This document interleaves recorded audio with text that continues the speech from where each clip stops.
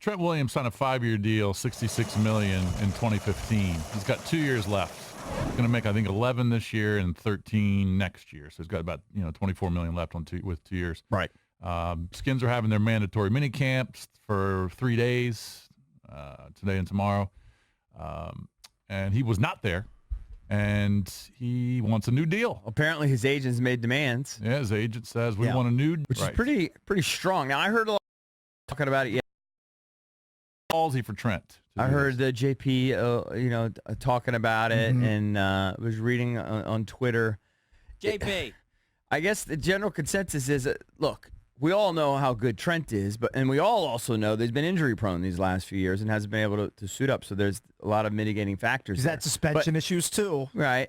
But he's, in his defense a little bit, he is coming up on a situation where I think currently there are 3 guards that are making more money than he is. By most accounts, he's the best left tackle in football. And if Sheriff signs his new deal, which would be, behind him, obviously. Right. And it could put him up there somewhere in like is he scheduled to be somewhere around maybe the 9th highest paid guard or tackle in football? And, he wants to be paid what he's worth. I understand where he's coming from. Well, how old is he now? 30 or 31, 30, I believe. He's 31. 31 years old. Not a spring chicken. He knows his time's coming up. Right. The time to cash in is now. True, but he hasn't played a full season since 2013. Right. Yeah, he turns 31 in like 2 weeks. I mean, good player, but I can't give you a ton of money when you're probably only going to play 12 games. Right. And now Finley was saying on Duke's show yesterday that there's a lot of belief that this is just a way to scrape up some quarters, to get a few more bucks, to put him a little bit more in line, and to miss camp.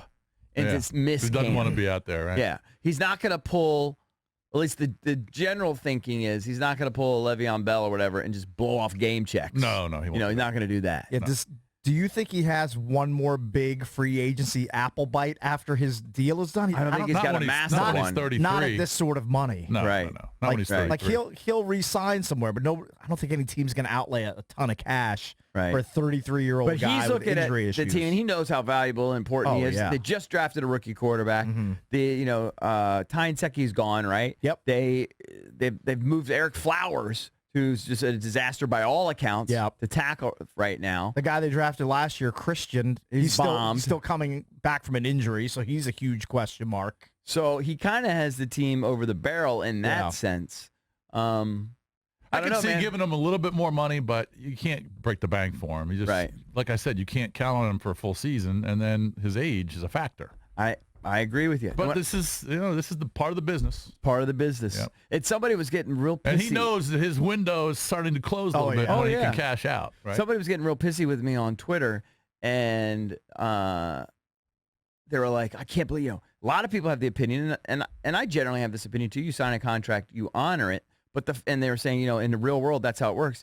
Well, you know what? Professional sports isn't the real world. And the precedent had been set a long time ago. It's a little different. It's a little different. That in professional sports, star athletes, the best of the best, oftentimes get to use their leverage and renegotiate their deals if they feel like they're a little bit underpaid. It's just the precedent has already been set.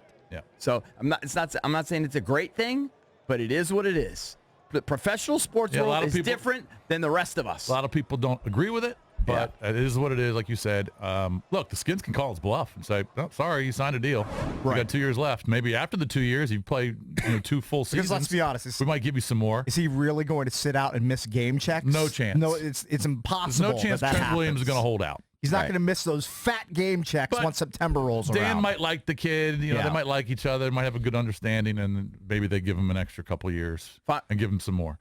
But I can't see him giving him a ton of money. I can't see him giving him a ton of money either, but maybe they could scrape up a few million here and there, renegotiate somebody's deal. Mm-hmm. I mean, we've been talking about it for months. I mean, Vernon Davis is a great guy, but he's scheduled to make like $6 or $7 million bucks next year. He's got a big cap number for 2019. Let's chop off a little of that, send it Trent's way, and see if we can't make it work. Like for the cap number that VD has coming into the year, he better grab like 50 balls or 60 balls to pay off that salary. Right. But I have to tell you, I was taken aback by it, but it seemed that from reading Jay's comments that this wasn't a surprise to them. I'm sure they've known this is what's been going on behind the scenes. and they're hopeful, I think, that they're going to be able to resolve this. I don't see a situation where they trade him. No. I don't see that situation. I wouldn't think so. I think they'll tear up the deal and give him a new one, maybe give him 4 years. I don't know what the money would be. Maybe they give him 40, 45 million. I'm just throwing that number out there. I mean, that's less than per year is what he's making now. But, they're not going to just give him some outrageous deal. I don't think so. But I think not for a 31-year-old who's played, I think, 12, 10, and 13 games the last 3 years. But if they could scrounge up a couple million to get him into that top 5 of tackles in the league, maybe that's enough to pacify him. Maybe. I don't know. Here's what Jay had to say about Trent not being in camp yesterday. We've been talking to Trent a little bit here and there. He's not here. You're right. As far as holding out for whatever reasons, that's between Trent and Eric and Bruce. So hopefully we'll get it all situated soon and get him back here. What do you miss with him not here? What do we miss with him not here? Well, he's the best tackle in pro football. So he's a great player for us, a great leader. We'd love to have him here without a doubt. I know the teammates support him, and we support him without a doubt. But hopefully we get it situated where he comes back. By the way, is that Jay's message to pay him to get him back? Yeah, that's kind of he's the best tackle in football, man. You got to pay him. Ballsy, right? I mean, well, Jay's in a tough spot because he's got to work with management. I like it. And he's got to work with players. Yeah. Firing a shot across the bow. Bruce saying, and Doug can't be happy that he said that. You got to right? pay him. He's the best at what he does in the league. Pay him. Right. That's what I'm telling you. I think they're going to find a way to give him a few extra bucks. They'll placate him somehow. Deal if he misses training camp and a couple preseason games that he's not going to really play in anyway. No, he shouldn't play in any. He shouldn't play one snap in preseason. What's the point? I would agree.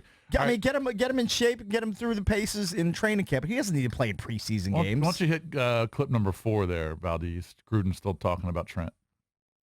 The deal with Trent, has he talked to you? Do you have an idea why he's not here, and has there been anything with that?